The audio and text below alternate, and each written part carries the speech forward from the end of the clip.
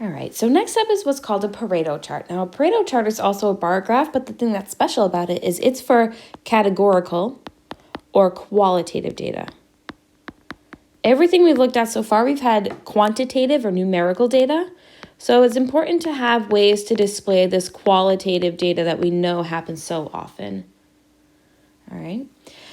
The thing that's special about a Pareto chart is that it puts the bars of the bar graph in order from the highest frequency down to the lowest frequency from left to right, okay? So we need to sort the data, all right? So looking at the table off to the side, looking at our frequency table, we can see that we definitely have categorical or qualitative data because the information for the classes here, well, it's the type of fruit, which is not a number. But we do have tallies or frequencies, the number of people that chose that particular thing. All right, I see my biggest number in this table is a 38, so I need to be able to get up to 38. So I'm going to count by fives and go 5, 10, 15, 20, 25, 30, 35, 40. Okay, so that's the frequency or the number of people on the side. I'll go back and I'll label that later.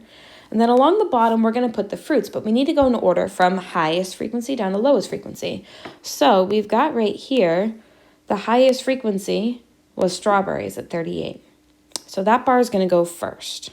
All right. So I'm going to label it with an S for strawberry. Abbreviations are highly encouraged. If you look at all of these, A for apple, C for clementine, P for pineapple. They all have different starting letters, so I can use a single letter abbreviation for each one of these and avoid writing out the entire word. So strawberry is up first at 38. So let's see, 38 is probably right about here. And I just want to draw that bar, okay? And then I want to identify, all right, well, what has the next highest frequency? So I've got a 17 to 31, 20, 15 to 9, so clementines are up next with 31.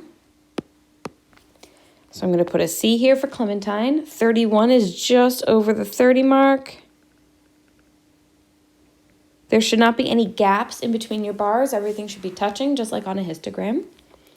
All right, the next highest frequency number that I see, let's see, is this 20 right here for pineapple. So that's going to come up next. So I'm going to put a P for pineapple. Put it right at the 20 mark or as close to it as I can get.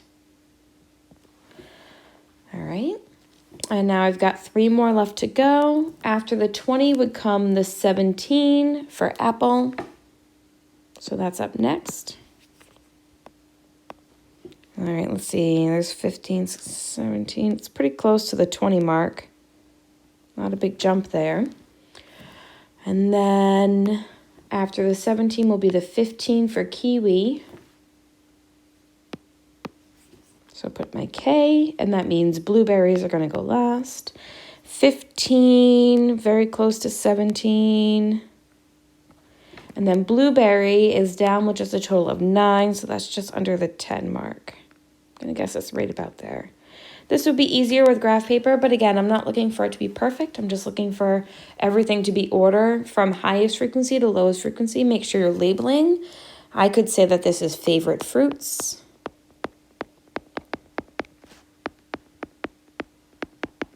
Okay, I have my key over here saying what my abbreviations are. That's important.